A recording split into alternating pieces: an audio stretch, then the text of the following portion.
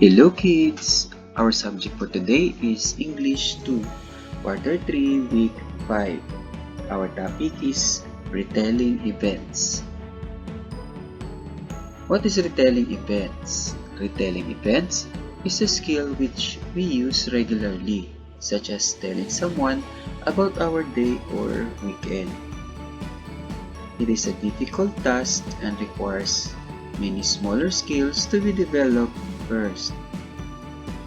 In retelling events, you have to remember or act out all important events, but it would be better if you can remember the entire story. In this lesson, you are expected to retell and or reenact events from a story. Below is an example of a short story. The title is The Garden. Let us read. Julia and Anna went gardening yesterday. They watered the plants and bushes. Julia picked up the dried leaves and threw them in the garbage bin. Anna planted sunflower seeds. After doing their task, they sat under the tree and ate apples and bananas. They immediately went back to their house because it rained. Did you like the story, kids? Very good. Okay, let us answer the following questions from the story read. Where did Julia and Anna go? Julia and Anna went in the garden. What did Julia do in the garden? Yes, Julia picked up the dried leaves and threw them in the garbage bin. What did Anna do in the garden? Anna planted sunflower seeds. Why did they go back to their house? Yes, they went back to their house because it rained. Okay. Let us try learning task number 1. Read the short story below. Choose the best answer for each question. Write the letters of your answers in your notebook. Hamburger Sunday. Michelle and her friends have hamburgers every Sunday night for dinner. She helps her friend Lily prepare the buns. When the ham is done, Michelle sets the table. Everyone enjoys the delicious hamburgers. Number 1. What do Michelle and her friends eat on Sundays? A. Hot dog. B. Hamburger. C. Rice. Number 2. What do Michelle and Lily prepare?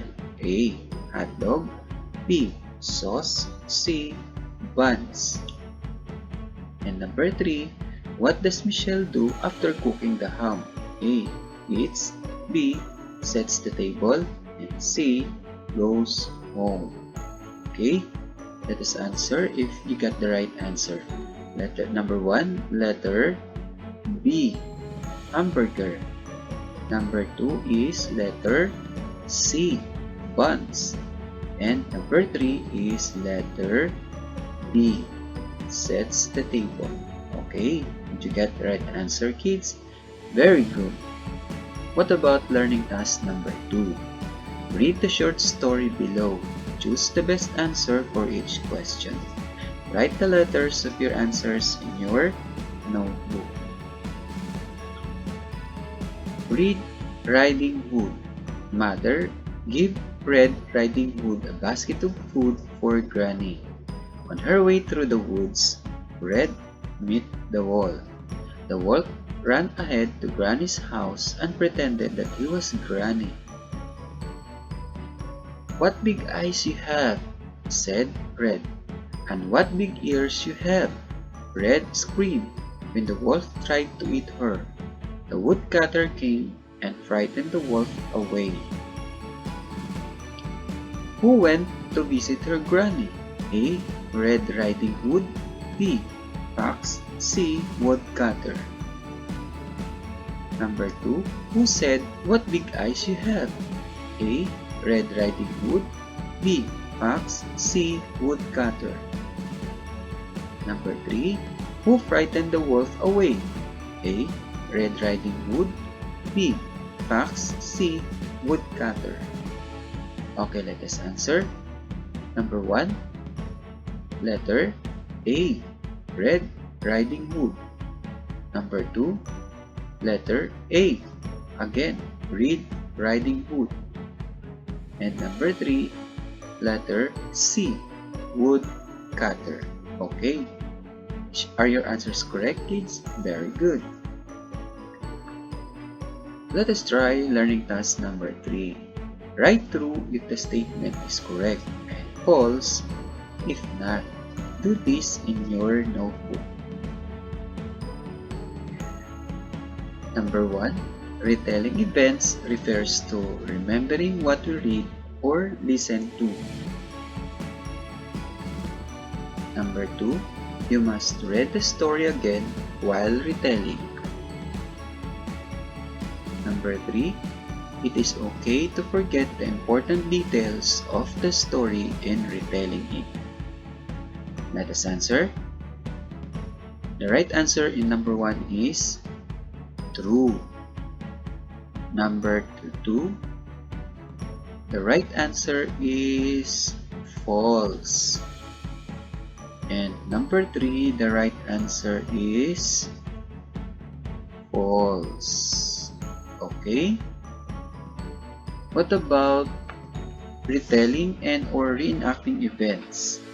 Retelling and reenacting events are two important skills that you must have to check how you understand a particular story. In doing this, you need to actively listen and focus on the details or information presented to you. Retelling events is simply to tell the story again by focusing on the important details. These details include the characters, settings, and events. Reenacting events refers to acting out a story from the story that you have read or listened to. You have to act it out by focusing on the important details or information. You may also relate yourself in every event so you can easily remember or recall what happened. Let us try now learning task number 4. Read the short story below. Choose the best answer for each question. Write the letters of your answers in your notebook. Amber, the ant, and the dove. One hot day, Amber the ant was searching for some water. He came to a spring, but to reach it, he had to climb up a blade of grass. While making his way up, he slipped and fell into the water. A dove sitting on the nearby tree saw him and quickly plucked a leaf and dropped it into the water to save the drowning ant. Number 1. Where did the ant climb to get some water? A. Tree. B. Vine. C. Blade of grass. Number 2. How did the dove save the ant? A. Plucked a leaf and dropped it in the water. B. Swam. C. Called a friend. Number 3. If you were the dove and you saw an ant drowning, what would you do? A. Save the ant. B. Fly and enjoy. Or C. Go home. Okay, let us answer. Number 1 is letter C. Blade of grass. Number 2. A. Plucked a leaf and dropped it in the water. And number 3, A. Save the ant. Okay, are your answers correct, children? Very good. Let us try now learning task number 5. Read the short story. Select the best answer for every question.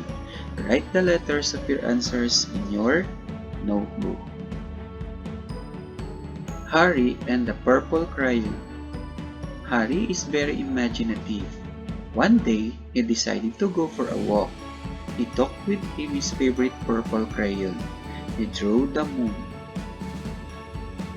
It started following him in his path as he continued his walk. Along the road, he drew his favorite tree with his purple crayon. Moving a little farther, he drew a beautiful sea with a boat to sail. Number 1. Who is the main character in the story? A. Peter. B. Gary. C. Harry. Number 2. What is the favorite color of the main character? A. Blue. B. Purple. C. Pink. Number 3. What was the last thing that Harry drew? A. Moon. B. Tree. C. Sea. Okay, let us answer. Number 1. The correct answer is letter C. Harry. Number 2 is letter B. Purple. Number 3. The answer is letter C. C. Okay, are your answers correct, children? Very good. Learning task number 6. Reenact the story in learning task number 5. Do this in front of your parents, guardians, or siblings. Then, ask them to give their comments about your performance using the questions below.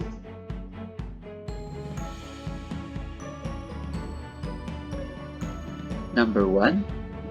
Was I able to reenact the events well? Number 2. Did I include all important details in reenacting the story? Very good.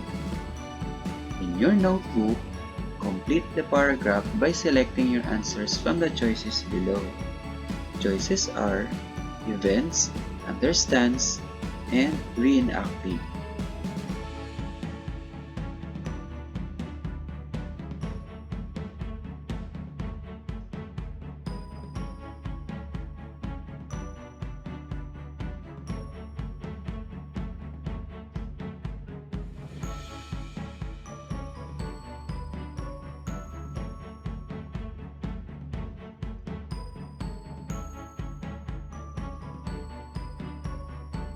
Okay, let us answer.